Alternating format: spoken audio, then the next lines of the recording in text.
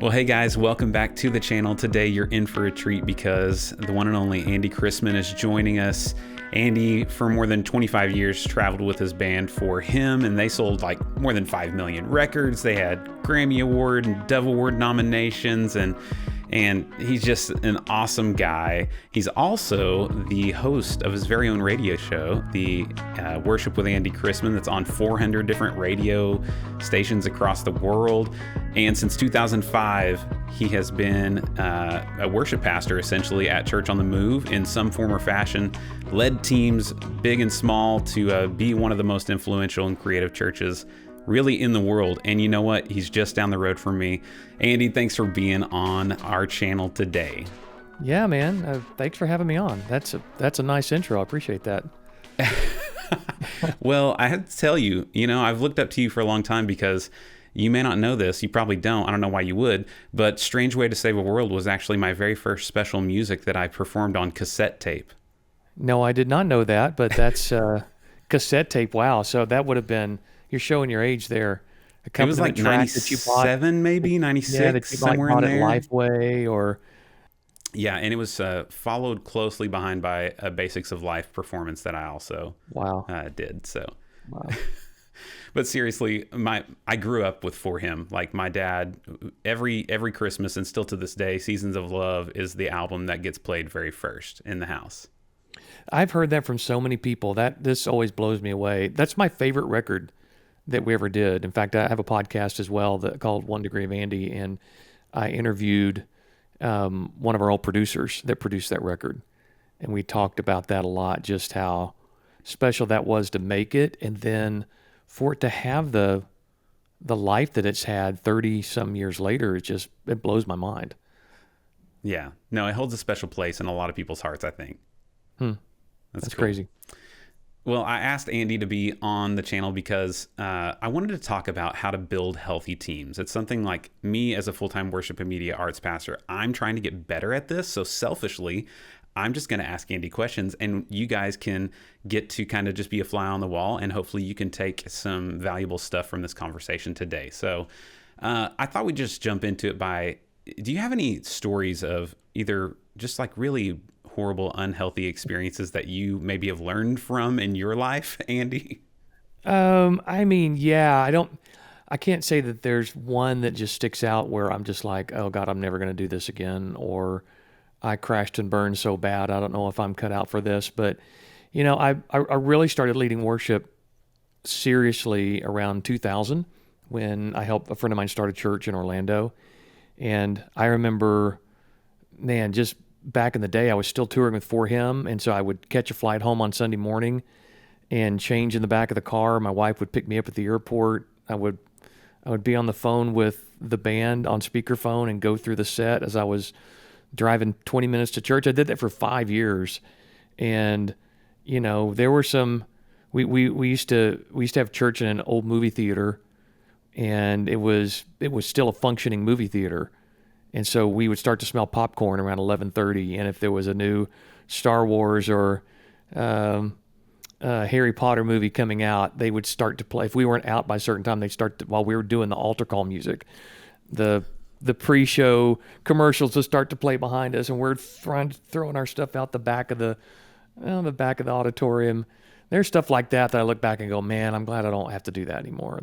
Sure. Those are really difficult times. But as far as embarrassing moments, man, I forget lyrics all the time. I've had to start songs over because I, started the wrong song, or, at some point I just go, I'm human. I'm going to mess up. So Those are know. all character building experiences. Yeah. And the late great Andrew Stone, he used to have a blooper reel of all that stuff. And I've said some pretty dumb things, just like all of us have. We do this long enough, you're going to say a bunch of stupid things from stage because you've got the click in your ears, and you've got you've got like the chorus is coming up or the first verse is coming up. You're trying to jam what you're trying to say in there. And, I tell pastors all the time that criticize their worship pastors for not being a little more fluent with their speech on stage. I'm like, well, let's put a ton of stuff in your ears while you're trying to preach your message and see how it goes. But, oh yeah, I've been caught several times just Like, I have no idea where I am right now. So I'm just, whatever I blurt out is going to come out. That's funny. Yeah, we can all relate to that. Well, Yeah. I want to get like really practical in this conversation as we talk about like how to build healthy teams. So, as somebody who's done it a long time, what do you have some things that you can give us some practical tips as we're trying to like equip and encourage our teams? What can we do to help build healthy teams? Well, first of all, you got to look at yourself. Are you a healthy team personally? Because I work with worship pastors all across the country, and when they bring me their issues with their worship team, they can't get their worship team to do this. They can't. They're having this problem with their worship teams.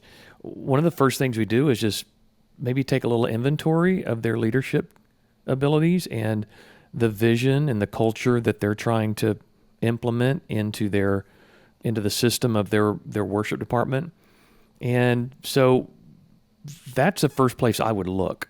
If you've got an unhealthy team, you better look at yourself first, because, man, I really feel like success or lack thereof flows down from leadership. And it now, for a church of any size, the attitudes and issues of the church are going to flow down from the senior pastor. I firmly believe that. So if you've got a senior pastor that's just kind of checked out, or is not, doesn't really engage in worship, or doesn't value worship, it's going to be really hard for your church to engage in worship and value worship. So it does start with a senior pastor, but you can't control that. So, and a lot of guys I work with do have issues with their senior pastor. So I'm like, well, you got to get away from that and do what you can to get yourself lined up in the right way. So 3 things that we talk about right off the bat is, number 1, do you love the gift that God gave you? And do you take joy in that? Because really, it's a pretty unique thing. I mean, Ryland, we know that the number one fear of people in the United States is not dying in a plane crash. It's public speaking. It's getting up on stage in front of people. My wife is this way. She'd rather get hit by a bus than have to get up on stage and talk to people. Scares her to death. So just to be able to do that, and then to have a musical gift that you don't mind sharing with people around you, I mean, you're in a pretty rare group of people to have those 2 things. So number 1, you need to love your gift, love the gift that God gave you, and respect it, because it is super rare. Second thing is, obviously, you got to love God and you got to love His Word. And if you're just worshiping because you're good at it, if you're just up there leading the songs because you know it's a job and you're the best person in the church to be able to do it, but you don't really understand what the Bible has to say about worship, you're missing a key ingredient, not only in your life, but in leading your team. And you can't solve issues on your team without knowing what the Bible has to say about worship and why it's important. So that's number 2.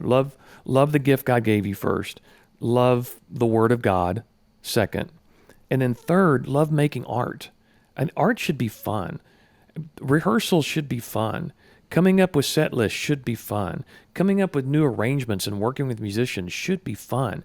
Man, I tell you that some of the best moments I've ever had in my life were rehearsing for a tour and having great musicians in that rehearsal space with us, and then going out on the road and just having a blast every single night, enjoying this incredible group of musicians. And being in the studio, I mean, that was so fun to create with musicians and come up with these really fun songs. And we kind of lose that sometimes in worship because, a lot of worship music isn't interesting. It isn't fun. And it's not that it's bad. It's simple because a lot of times it has to be, so we can pick up on it quickly. But a lot of times we just don't have fun with the music. And I just really encourage worship pastors, have fun with the music. Enjoy making music together. Figure out a way to enjoy long rehearsals, extra rehearsals in general. How many churches do we know of that don't have a midweek rehearsal?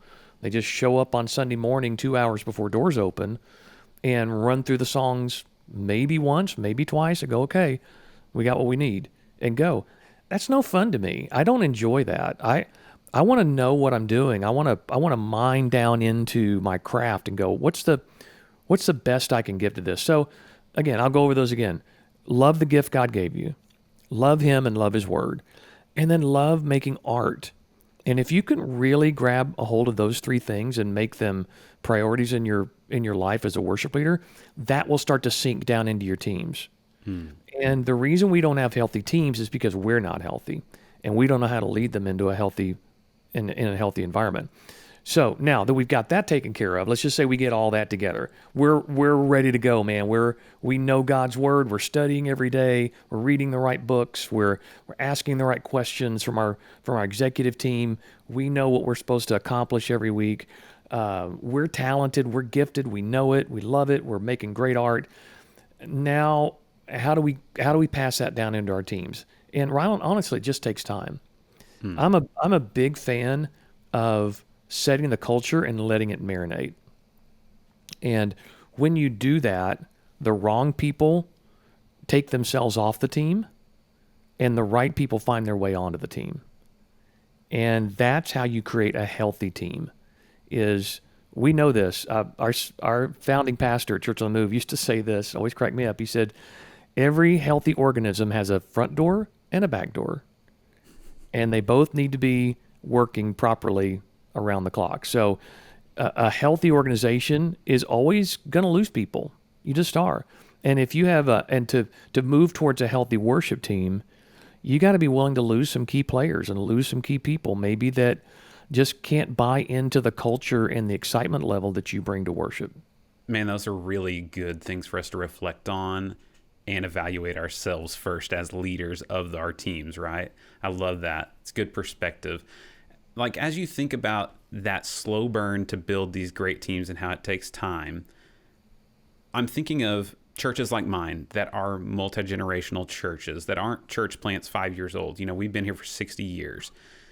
How do you balance equal representation on the platform versus maybe ability or that vision to incorporate the younger generation, but also this odd thing of trying to build a unified community with people that have all these different interests and life stages and all these things? What are your thoughts on that?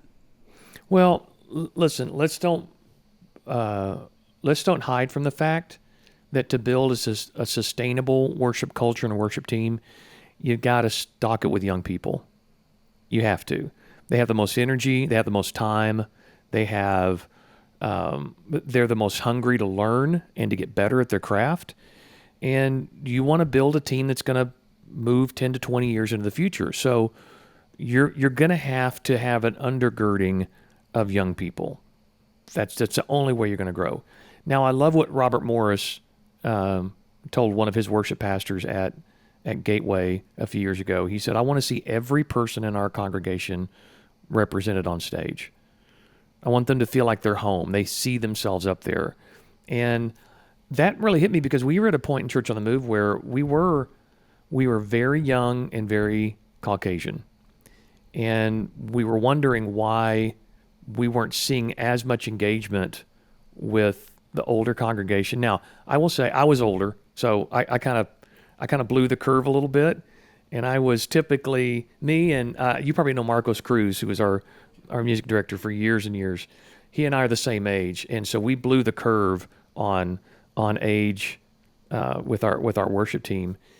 So we had that going for us, but we realized we didn't have a lot of diversity as far as ethnic diversification on our team, and we didn't have many older people on the front line. So we really started to make it a point to say, look, we're not gonna bring people up who aren't as talented just to make sure we have everybody represented. But we really did get we really concentrated our efforts on making sure that everyone was welcome to join the team. And now it takes a lot of effort. It takes a lot of shaking hands and talking to people and recruiting and making sure that your door is open, that it doesn't feel like an exclusive club to join the team.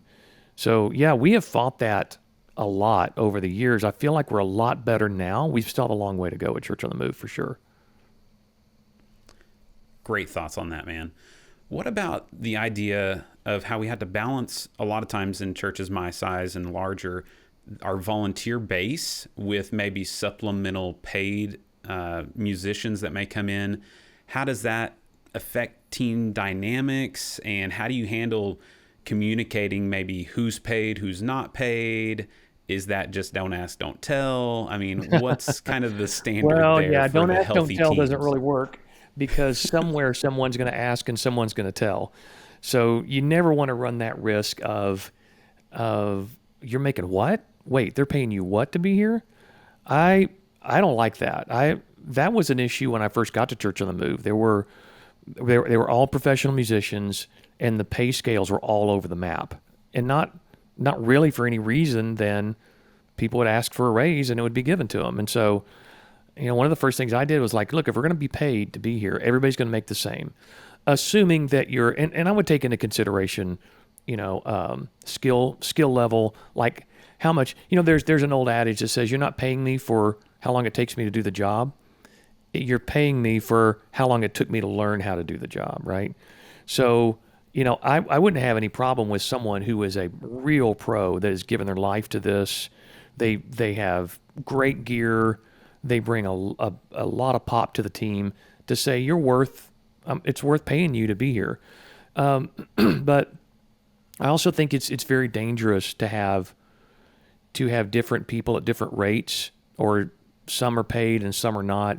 You can't just do that arbitrarily, because at some point someone's gonna say, man, I just heard that the drummer's making, $300 a week, and I've never been paid to be here, and I'm here every week. I'm faithful. I'm even more faithful than that guy. I never wanted to deal with that. So, what we did was we actually at one point just quit paying everybody. We were just like, okay, we're going to go all volunteer. Well, guess what? We lost all our pros, all of them. And we just started over. I just said earlier, we started with young people who, young guys and men and women who, what else are they going to do on Thursday night besides video games or hang out and go to the movies with their friends? We gave them a place to rehearse. We gave them some gear, and we said, we'll be here all night if you want, teaching you how to play that line, to sing that song, to learn how to play to a click, to learn how to run tracks. We're going to help you do that and invest in you. But then as time went on, we realized, some of these guys, this is what they do for a living. We had developed a system where we were turning out really great musicians at Church on the Move, and they were going out getting jobs as professional musicians, and we wanted to still be on the team. So we would just continue to morph that ideology of, do we pay or do we not? And so I don't want to really divulge what we do right now, because it's kind of all over the map for each of our campuses, what each worship pastor decides to do.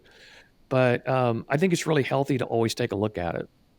And one of the questions I always asked was, if I stopped paying this person, would they still come to our church? And I just personally didn't like the hireling aspect of church musicianship. I just always felt that, if I'm going to pay you to be here, I want you to have been here anyway. I want you to bring your family to church. I want you to go through membership. I want you to bring your Bible and sit in during the preach, don't just, I was always kept my eye on the people that would grab their stuff and run to their car as soon as the worship set was over every service. I would take note of that as a worship pastor and just go, okay, that person, I don't know if that person's really with us. I think they're here just to get a paycheck. And then I would sit that person down and just have a conversation and go, hey, let's talk about it. And most people are pretty honest with you in that regard. So I don't know. You can build cultures both ways. You can build it through paid musicians. You can build it through volunteer musicians. One's going to take a lot more work. But there's an old adage that you can either have time or you can have money, right? So, or you can do something. If you do something cheap, it's going to take a lot of time. Or you can pay for it and get it done in a fraction of the time. So that's what you kind of have to. What are your values? Are you willing to work hard and not have to pay, or are you willing to pay so you don't have to work as hard? And I would say there are traps on either side. There are pluses on either side. Yeah. I like what you're talking about. Just being transparent with those that are serving. Like here at Central, our the way we're approaching that is anybody who calls Central home, that's strictly volunteer now. We had a pianist that has been paid for many, many years because historically they did a lot more. And this year we actually brought her in and had a long conversation, and she is so gracious and amazing, and she's like, I would not be here if this was for the money, guys, but we wanted to get everybody on equal playing field for those that call Central home, and then anyone we bring in, we're going to obviously pay them for their time, so everybody kind of knows what we're doing. I think that's important, just so that team culture and health is there. Yeah, I don't think there's a better way to do it than the other. Again, as I counsel worship pastors in this area, again, it goes back to culture. What's your culture? What are you building here? Are you building something where it's a gig mentality, that you're just bringing people in to play because you have to have them?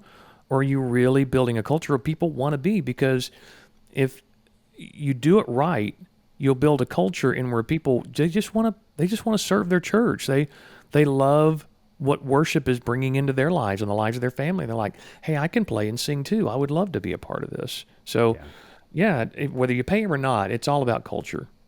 Yeah. Well, there's that saying that ministry would be easy if it wasn't for all the people, and pastoring is a big part of being a worship pastor. So I know there's a whole other side we could get into about how to effectively pastor our teams, but we're not going to go there on this one. I've got some rapid fire questions I want to get to before I let you go, but one final kind of question I want to get your opinion on. As our teams grow and we incorporate more and more positions on the platform, more singers, more keyboard players, all these things, not everything can be the main thing. So how do you deal with, or how do you effectively communicate the expectations to people that, you may not be the loudest thing in the live stream, or you may not actually we may not be able to distinguish your voice in the mix, those kinds of things. How have you navigated that? Again, let's go back. I'll say it again. We'll go back to culture and setting a culture and a precedent that we're going to do what's best for our service every week. We are. We're going to do what's best for our church. We're going to do what's best for our service. And if that means there's one person that sings better than somebody else, we're going to use that person more. We want to create an environment where people, they expect that things are going to be done well, right? That it's not a roll of the dice situation. And, I'm all about giving people opportunities, but they're measured opportunities. They're opportunities that we think through. We set everyone up to win, and we give people opportunities to move forward towards that front microphone and towards that solo section or towards that featured section, in the band. And we test their hearts. I think that, what I always wanted to do with someone was put them in situations where there was a little bit of a testing period to say, are you willing to serve in this role until I make the decision as the lead worship pastor to put you in a more prominent position? And do I always get it right? No. But that's what you do when you put yourself under the leadership of a pastor. You kind of have to trust them for a season. So and I'm always looking for that diva light over someone's head, right?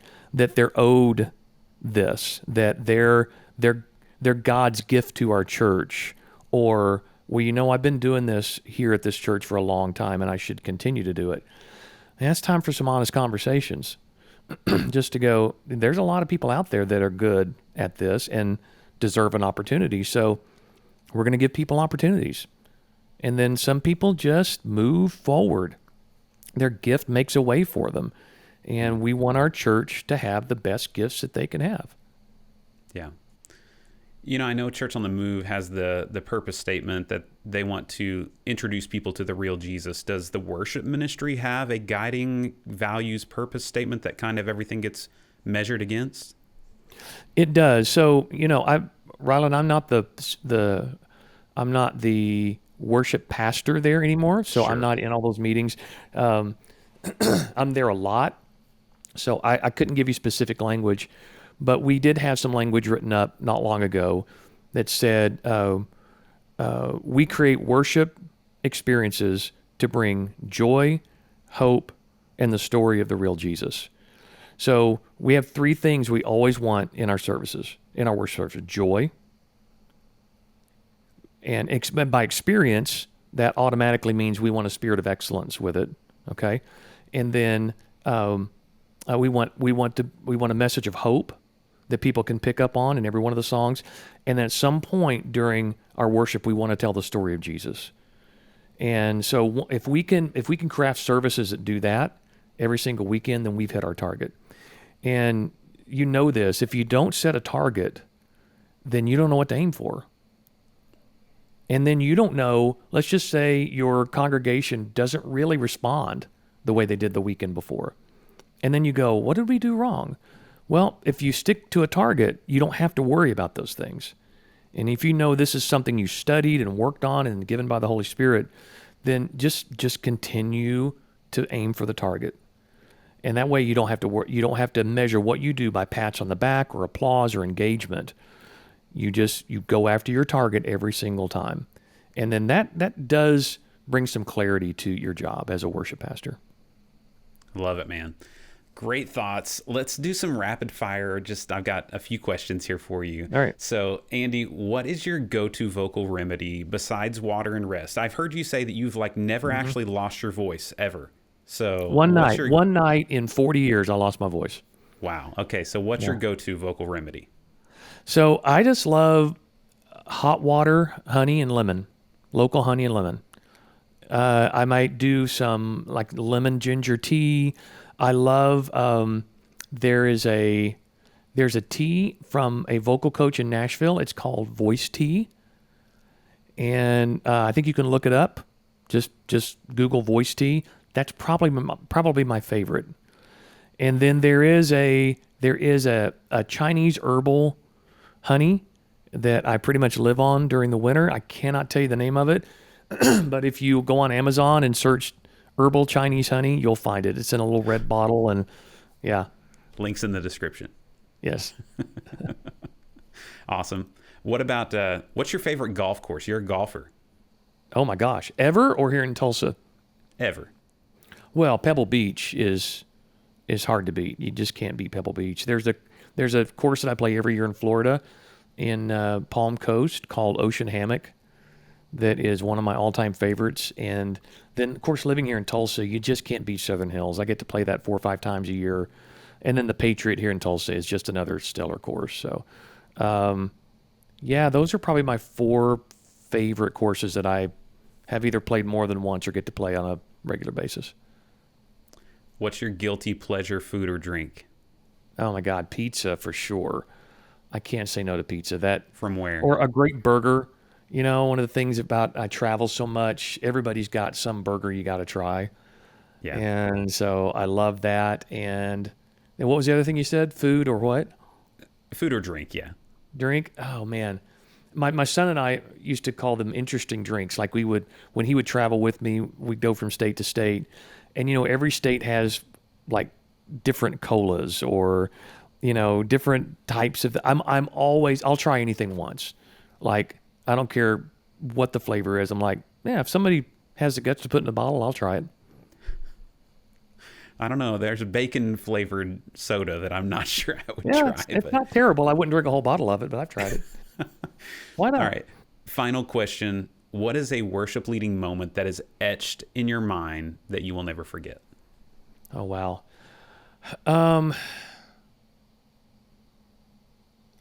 After Andrew Stone passed away, we did a worship service the weekend after, and we did the song, Is He Worthy by Andrew Peterson. And that was one of the last songs that I remember Andrew mixing that I was leading. And that was pretty emotional. I almost couldn't get through it. It was a very emotional moment for me. And I have several like that just because of Andrew, because they're Oh Holy Night that we do every Christmas.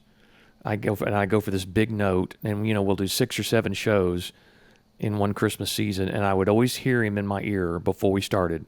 Hey, big guy, I got you. You got this. And I almost hear that in my ears now on big moments. I hear Andrew Stone in my ear, who passed away back in 2019, say, I got you. I got you.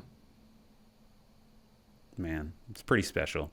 It's so cool to get to have those kinds of moments as a worship pastor. And I hope that if you're a worship pastor out there, that you're not taking those for granted, because, you know, this may just be a season of our lives. It is just a season of our lives. So let's do our best to use that time to bring God glory, to build up people, to build healthy teams, to equip them to do the ministry. That's what it's all about. So That's right. Andy, thank you so much for being on this channel today. They can find you on Instagram, on andychrisman.net. Where else should they find you? Oh, anywhere. So I'm pretty much the only Andy Chrisman out there. Just Google my name, and you'll find me. Instagram, Facebook, Twitter. My website, andychrisman.net. And then, of course, you talked about earlier, I've got a radio show called Worship with Andy Chrisman. We're actually on 500 stations now around the world and growing all the time. And I have a brand new podcast called 1 Degree of Andy that's on all podcast formats now. And basically I sit down with my friends from the Christian music industry in the 90s, and it's just been super, super fun to do. And I'm really enjoying doing that right now.